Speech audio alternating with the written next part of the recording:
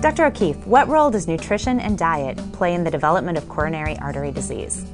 Nutrition and diet are among the most important elements of staying healthy from the heart standpoint. For instance, humans for eons never had any heart disease, ever. And it wasn't that they were different people than we were. They were genetically essentially the same folks we are today. But it's just that we are living in such a different world, and a big part of that different world is the fact that we're eating a diet that's very different than anything that we've eaten for the majority of the time that humans were on the planet. For example, 75% of the calories that you and I eat every day weren't an option for our ancestors 100 years ago, 200 years ago, and especially 1,000 years ago. And people say, well, who cares? 1,000 years ago, those people were very different than I am today. I'm a person in the 21st century, and we're living space-age lifestyles. But the reality is, we are really genetically the same people we were 1,000 years ago. And like all organisms on Earth, we're genetically designed to thrive in the environment for which we're adapted.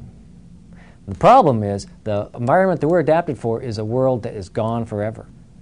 So a big part of getting back to healthy from the standpoint of the heart and the blood pressure, and even things like weight and preventing diabetes, has to do with realigning our lifestyle today with the lifestyle our ancestors lived in that long bygone world. So in that context, although we are living with computers and automobiles and drinking Cokes and eating donuts, we are really designed to be eating the bounty that's gathered like our hunter-gatherer ancestors did from natural foods and wild animals and wild plants. When we eat the way we're eating today, we're basically like fish out of water. We are doing things that are completely foreign to our genetic identity. And we've learned, just like the zookeepers learned when they're trying to keep an ailing giraffe healthy in the Kansas City Zoo, and they're trying to figure out why the animal isn't thriving, they just go back to the plains of Serengeti and figure out what that animal was eating back then and what kind of activity pattern it was. And they bring it back here, and they can make that giraffe thrive again. So the simple answer to the question is, what diet is best for us today? It's the same diet our ancestors ate. And you know what? In modern-day America, you can eat that way any day, anywhere in America.